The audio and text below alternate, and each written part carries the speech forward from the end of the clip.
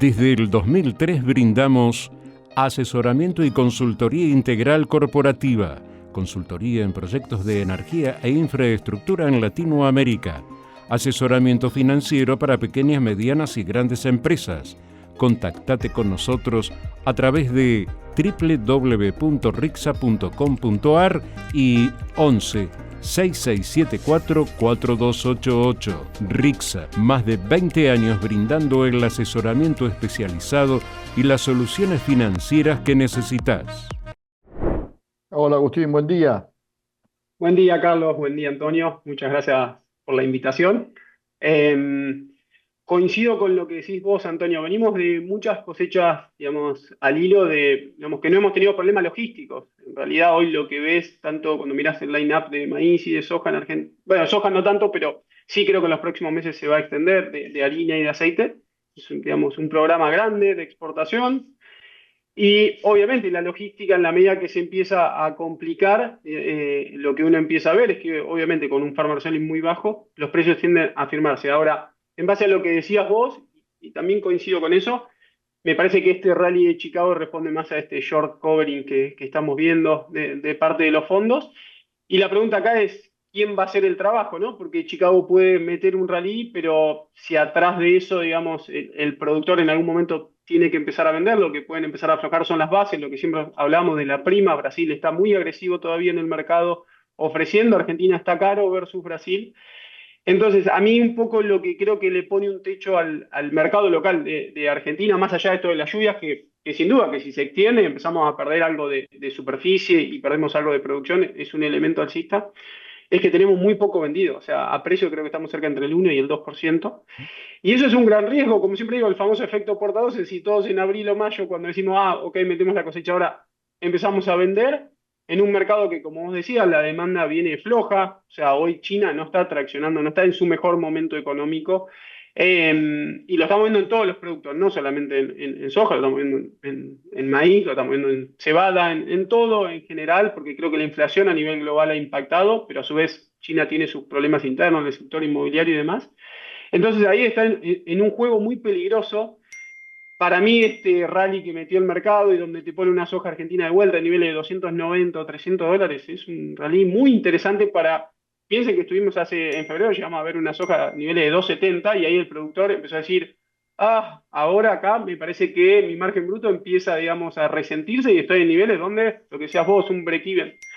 Tenemos este respiro en el medio y me parece a mí que es demasiado arriesgado no tomar decisiones ahora. El mercado nos está dando de alguna manera una oportunidad que creo que hay que utilizarlo, sobre todo en soja. Yo en soja me cuesta ser alcista, me cuesta encontrar elementos para adelante, obviamente, como decíamos, si la logística argentina se complica o algo así, que puede pasar, no digo que no, pero digo, en un escenario mucho más normal, creo que es difícil encontrar elementos alcistas en soja, con lo cual, nada, Antonio, estamos muy en línea con lo que decís vos. Me parece que esto es más una acción de los fondos que en sí algo real atrás que veas a la demanda empujando para comprar en estos niveles de precio. Creo que los chinos vienen bastante cautos, saben que Brasil va entrando con una cosecha muy buena en términos de soja, será 145, 155, creo que no cambia demasiado la película.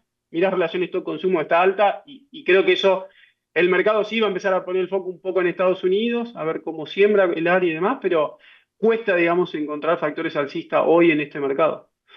A ver, una pregunta para los dos, en realidad, en base a lo que están contando. Eh, en la hipótesis que el productor argentino no venda como todo el mundo supone y pasemos mayo, junio sin mayores ventas de soja y esto le complica a la industria elaboradora argentina porque no va a tener para procesar. ¿Eso puede tener impacto en el mercado mundial o la presencia de Brasil va a ser tan fuerte que no se va a sentir la ausencia, entre comillas, de la Argentina?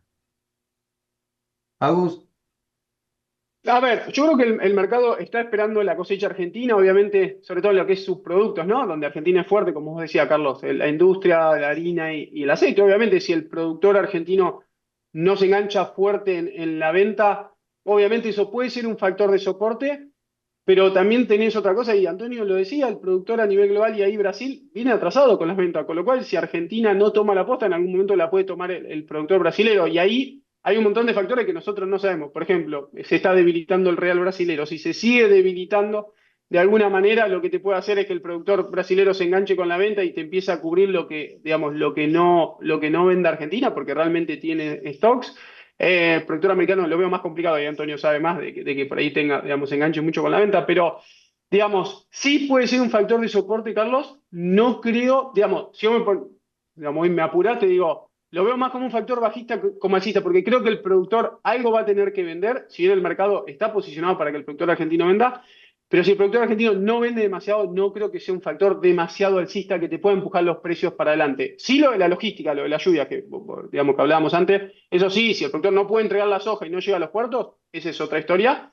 Pero desde el punto de vista del farmer selling, me parece a mí, Carlos, que puede ser un factor de soporte, pero no un factor que, digamos, de alguna manera genere una alerta muy grande en el mercado mundial. No sé, Antonio. No, totalmente de acuerdo. Yo lo único que agregaría es que hay que entender que la industria y el productor están alineados en el mismo sendero de rentabilidad o de posibilidades en pérdidas. Entonces, lo que representa una situación de pérdida para la industria representará una situación de pérdida para el productor. Están alineados, no se pueden separar unos de los otros en ese sentido. Hay un espacio competitivo amplio y lógicamente, digo, seamos claros, Argentina no ha estado en proporciones importantes y vigorosas durante todo este año en el negocio de la molienda, y aquí estamos. Es decir, es fantástico el tema, pero tampoco paralizó el planeta. Entonces, lo que sucede aquí en Estados Unidos, obviamente, es que viene un espacio de restabilización de corto plazo, porque los márgenes de molienda se han adelgazado. Los márgenes de molienda teníamos $3 equivalentes por bushel en Chicago, bajaron después a 2, hoy estamos en 75, 85 centavos. Es un margen que no es malo, terriblemente malo, cuando lo estás midiendo en un espacio donde tienes colaboración de tus variables y hasta fijos vas, ¿no? Pero mueles, no dejas de moler. Estados Unidos tendrá que finalmente tal vez entrar a estacionarse un poquito en moler, porque tiene paros técnicos por hacer, ha tenido mantenimientos que ha aplazado por tiempos, lógicamente que con buenos márgenes tratas de evitar detener la fábrica, pero aquí es tiempo en donde lo vamos a empezar a ver. Definitivamente Argentina y el productor en Argentina tiene que entender que no va a tener que vender soya, porque lo que tiene que vender es subproductos equivalentes para tener mejor equivalencias, y necesita ir ligado de estos destinos con alguna conexión con los mercados. Los mercados en commodities, tengamos claros, van a ir a comprar en donde más eficiente sea, y de momento el tema es de que hay ofrecimientos, y bien lo dijo Agus, o sea, hay muchos factores desde la evaluación temporal del real, y situaciones que coyunturalmente tienen un acceso para diferentes lugares. Hay otra en donde también tenemos fábricas en algunos lugares del Medio Oriente que son nuevas, que antes eran polos de compra de subproductos, que ahora compran la soya y la pueden traer del lugar más eficiente. Entonces, esta dinámica cambia y ha cambiado un montón. En China, lo que ves en este momento, que a mí me llama mucho la atención siempre estar buscando en China la movilidad, encontrar dónde está el consumo, si se está movilizando la demanda. Entonces, nos gusta revisar el tema de los spreads con la soya, la harina de soya en China, y estábamos viendo las posiciones entre, no sé, el junio y el septiembre, que empezabas a ver un inverso. Y entonces el inverso te llama, dice, no, pues tienes un inverso, es que la gente necesita el producto hoy, te lo quiere comprar hoy. Tal vez estamos activando el tema de la demanda, pero realmente cuando analizas lo que estás viendo es que China está en ese ejercicio de rotación de inventarios estratégicos. El tema de liberación desde las aduanas se está deteniendo, es decir, el gobierno mismo no permite que la soya fluya, y obviamente que la capacidad molienda pues está por ahí por mitad en utilización en este momento, porque no tiene un abasto sólido de soya, tratando tal vez de indirectamente obligar a que el usuario esté comprando la soya que está poniendo y estará poniendo en subastas en esos próximos días China. Entonces la respuesta es que no es una situación del consumo esté multiplicándose, tienes una situación donde el abasto está siendo limitado, y obviamente a similares condiciones de demanda generas estos inversos. Pero vaya, es que están buscando y buscando un espacio para decir por dónde va a venir el consumo, y regreso a lo que originalmente dijo. O sea, si no tenemos algo de demanda creada nueva como biocombustibles, no sé cómo vamos a quemar todo el tema que estemos produciendo en el mundo, porque nadie se detiene a hacerlo, ¿no? La verdad que es una comunidad que nos acoge y nos orienta en todo lo que es la parte propiamente dicha de nuestra profesión para asesorar a nuestros clientes, y sobre todo nos brinda información actualizada todo el tiempo y al instante de lo que va variando en este país constantemente. Y se lo recomiendo totalmente a todos aquellos que quieran sumarse. La verdad que es como una guía, un horizonte en el camino. Solo aquí en la comunidad de agronegocios. Sumate a la comunidad de negocios del agro. Curso de posgrado en agronegocios. Más información en www.agroeducacion.com. Entonces, como resumen de lo que me dicen, los productores deberían aprovechar este rally chiquito alcista que hubo estos días. En mi caso sí, puedes hacerlo de manera flexible, Carlos, no necesariamente tenés que, alguien puede decir, bueno, no quiero comprometer el físico, bueno, en el mercado tenés put, podés utilizar opciones, hay, digamos, herramientas para utilizar, pero sí, claramente, y de vuelta, no necesitas vender toda la producción, pero sí empezar a, de alguna manera, ponerte más defensivo con tu margen bruto, porque, a ver, no olvidemos algo, en Argentina el productor sembró con tasas en pesos que automáticamente se licuaron. O sea, hoy mirás un margen bruto y es mentiroso, porque, digamos, si vos lo armaste porque, respecto al año pasado, cuando lo armaste, mentiroso porque mucha de la deuda se licuó. O sea, el productor tomó pesos, hubo una devaluación en el medio en diciembre y decís, ok, mi margen bruto obviamente me posiciona distinto. Ahora, lo que pasó después fue que los precios bajaron muchísimo, entonces parte de ese beneficio te lo están comiendo hoy el precio. Entonces, como decía anteriormente, cuando entramos en zona de 260, 270 una soja, empezás a ver que todo ese beneficio lo perdiste y de alguna manera tenés que empezar a tomar decisiones porque si no empezás a perder plata. Entonces, el mercado te da una nueva oportunidad. Digamos, lo que yo creo es que hay que empezar a ser un poco más conservadores. Un año, como decía Antonio, donde de vuelta la demanda no es que ves una demanda pujante como veías a China hace 2 o 3 años atrás. Y de vuelta, y tenés la oportunidad hoy de decir, bueno, en un contexto tan difícil para nuestro país y demás, donde digamos, cuesta tanto tomar decisiones, ni hablar de lo que es un margen bruto 24-25, que directamente yo en mis 12 años como asesor nunca vi un margen bruto tan negativo para los productores. Esto no se está hablando, pero digo, el productor argentino hoy se sienta, yo en mi zona en Necochea, te sentás a hacer un margen bruto para soja y trigo que la vas a sembrar en un mes y decís, no puedo sembrar. Y no puedo sembrar en serio, no es que, digamos, estamos haciendo publicidad para que realmente los insumos quedaron altos, los precios bajaron mucho. Entonces, con más razón, si vos tenés ya una campaña que viene complicada, lo que tenés que empezar a hacer es cubrir esta, ser conservador y decir, bueno, de alguna manera el margen bruto de esta campaña que voy teniendo, lo voy asegurando. A ver, Antonio, porque lo hablábamos estos días, vi que estabas en los grupos y demás. Pasamos un poquito al trigo para que Agus también nos cuente cómo está viendo la siembra de trigo, que yo creo que, como bien lo dice, va a ser muy complicada porque los números no dan. Pero ayer se hablaba del impuesto este que le van a poner a los rusos en la Unión Europea. Eso en el mercado no va a tener ningún impacto y al contrario te diría que va a hacer que Rusia sea más agresivo en el mercado mundial, ¿no? Sí, a ver, la verdad es que también es una situación de más retórica que un impacto real en el consumo y los abastos. O sea, si ves lo que está surtiendo Rusia y Bielorrusia, hasta la Unión Europea como el grueso de trigos, tal vez hacían una etiqueta grande con trigos duros, ¿no? Con el tema de paracémolas, pero más allá de eso, nada. Y los mismos rusos se salieron de ese mercado. Entonces, no es que el impuesto este vaya a tener nada. Yo creo que esto es una situación de una cortina de humo porque realmente no tiene ningún impacto comercial en absoluto y Francia tendrá trigos que exportar eventualmente, aunque digo, van, las condiciones no en las mejores condiciones, pero pues Alemania tiene lo propio y obviamente que está saturado con granos forrajeros de todo tipo. El trigo no se necesita en la Unión Europea, particularmente de Rusia y de Bielorrusia. Siempre traes a los rumanos, siempre traes a los vecinos de ahí que traen capacidades para estar surtiendo en esos mercados locales. Entonces, yo no lo veo así, pero a ver, Agus andaba no nada más comiendo pizzas y cosas buenas por Italia hace poquito en algún congreso de cebada y amigos de estos. ¿Cómo viste el ánimo y las cosas por allá con estos en este congreso? Mirá, Antonio, se habló mucho del tema Rusia, realmente, porque con varios traders y demás, a ver, tanto para cebada como para trigo, porque de alguna manera están muy relacionados.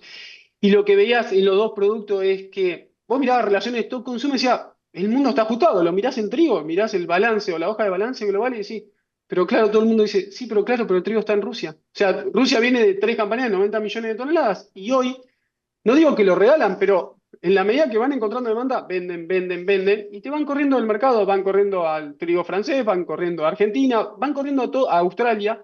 Entonces, ese es el problema. No es solamente mirar la hoja de balance, es dónde están los stocks. Y los stocks hoy lo tenés en un país que necesita vender o que los va a vender y que está muy agresivo en términos de venta.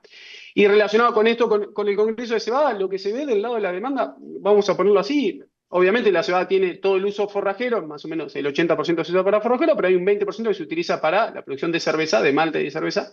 Y lo que se hablaban, las grandes empresas, Heineken, Ambev y demás, AB InBev, es la caída del consumo que tuvo Europa el año pasado. O sea, hubo caída en el consumo de cerveza en el verano europeo. Y lo que dicen, bueno, China ni hablar, un desastre en las ventas de cerveza.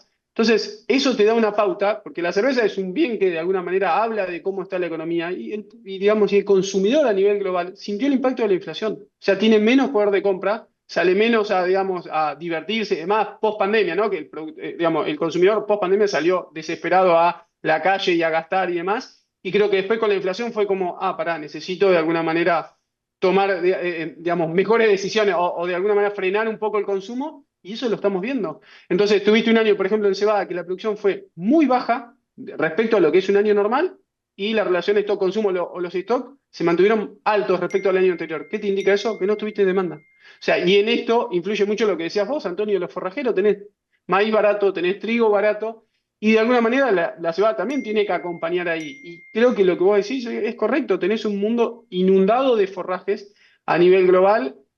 Obviamente ahora vamos a ver qué pasa con Brasil en abril, con la safrina, después con Estados Unidos en maíz y demás.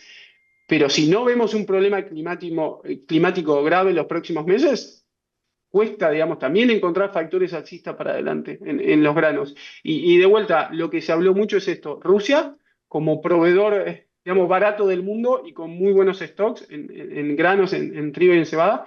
Y el tema en cerveza es, digamos, un impacto muy grande de las grandes empresas quejándose, no, siendo pesimista para este año en lo que va a ser el consumo de cerveza a nivel global. Y eso yo lo extrapolo a todo, o sea, porque de vuelta es algo que muestra la actitud del consumidor, nada, nosotros mismos a nivel global lo que está pasando.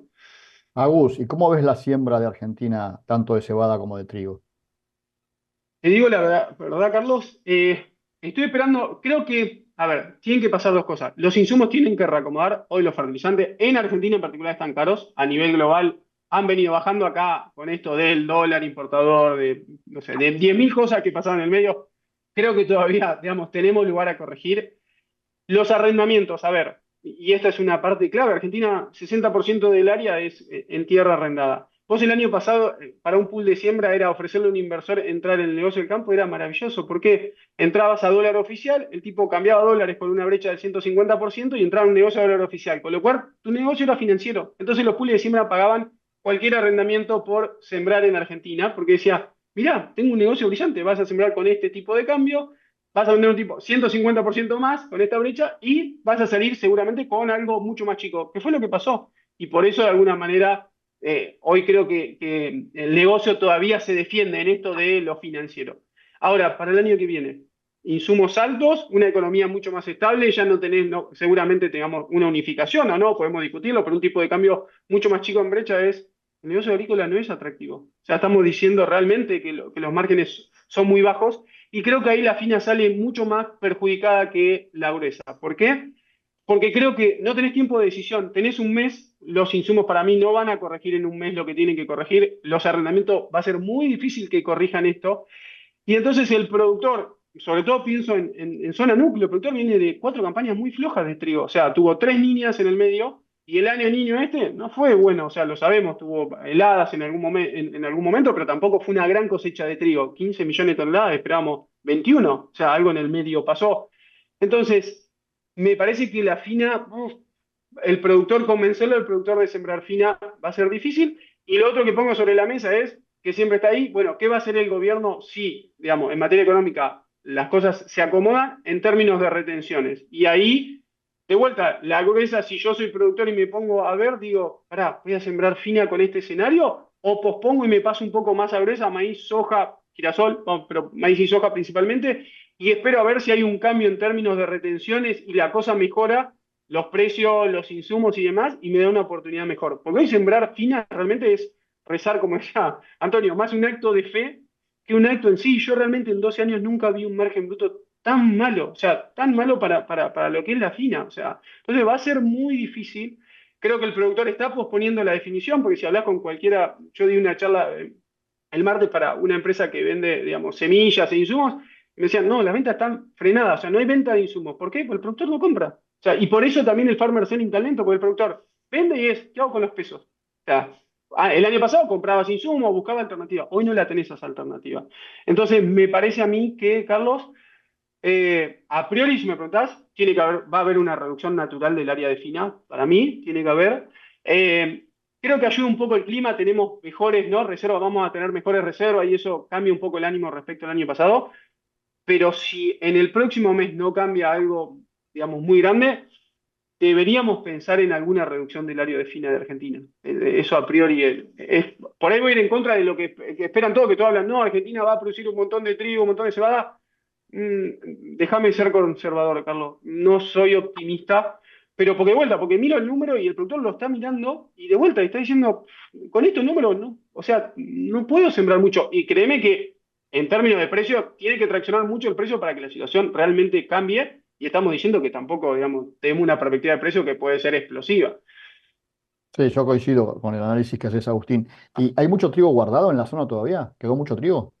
Hay Queda, mucho ¿no? trigo guardado. Hay mucho trigo guardado. Sí, sí. Porque el productor, a ver, el año pasado, ¿cuál fue la dinámica de venta? El productor vendió, fue asegurando parte de sus costos, digamos, se endeudó y dijo, bueno, la parte que me endeudo la voy a cubrir. Creo que tuvo una buena oportunidad, vendió bien, niveles de 230, $240, hay mucha venta. Llegó la cosecha, sobre todo en esta zona tuvimos una muy buena cosecha de trigo, a diferencia de lo que pasó en el norte, ¿no? Entonces el productor, ¿qué hizo? Y en esta zona, ¿dónde está el trigo en Argentina? Y dice, bueno, pero está acá en el sudeste, o sea, sudeste y centro de la provincia de Buenos Aires está acá, porque acá es donde estuvo la cosecha, y el productor lo utiliza como la soja, es su moneda de ahorro. O sea, en el norte ahorran en soja, en el sur ahorramos en trigo, o sea, y creo que sí, que queda trigo. Eh, y en un escenario donde sí, Brasil puede este año importar algo más, pero lo que hablábamos antes con Antonio, tenés a Rusia atrás todo el tiempo taladrándote la cabeza, con lo cual cuesta, es difícil, pero no, digamos, pero en este escenario no veo al productor desesperado por vender, digamos, trigo, porque de vuelta, está en esta zona, la fina fue buena, la cosecha de girasol viene siendo normal, un poquito baja, pero vamos a tener, si Dios permite y no tenemos helada los próximos 15 días, vamos a tener una muy buena cosecha de soja de segunda, una muy buena cosecha de soja de primera y mucho maíz, con lo cual el productor lo va a agarrar, digamos, financieramente muy bien. Entonces el trigo lo que va a hacer para mí el productor es, me lo voy a llevar para más adelante, no, digamos, si no hay precio no lo voy a vender. Con lo cual, nada, o sea, vamos a estar en esta disyuntiva de, ok, se me cae el precio, pero en este escenario me parece que no lo veo al productor vendiendo trigo. Antonio. Yo estaba en uno de los grupos leyendo un aporte de nuestro amigo Javier Buján y daba una nota muy específica con números muy claros alrededor de lo que tendría que estar sucediendo en el trigo si les quitas todas las retenciones y que lo buscas dinamizar, que realmente el impacto fiscal por tener esta retención es mínimo relativo a lo que puede estar capturando de dólares. Yo, digo, la verdad es que se me hizo a la distancia, sin saber los números y conocerlos a detalle, obviamente se me hizo bastante lógico, pero ¿en el gobierno estarán pensando algo así como para empezar a aflojar cosas o simplemente no lo están viendo? Carlos. Ay, Antonio, no hagas preguntas complicadas. Estábamos bien, estábamos terminando. Ya que no está Salvador, tengo que hacer algo, ¿me entiendes? Ahí está Roberto Kachanowski esperándonos, Antonio. Bueno, pues lo dejamos para la próxima, bueno, que Esto venga es, la Antonio, final. esto es Argentina, Antonio. Un abrazo grande a los dos.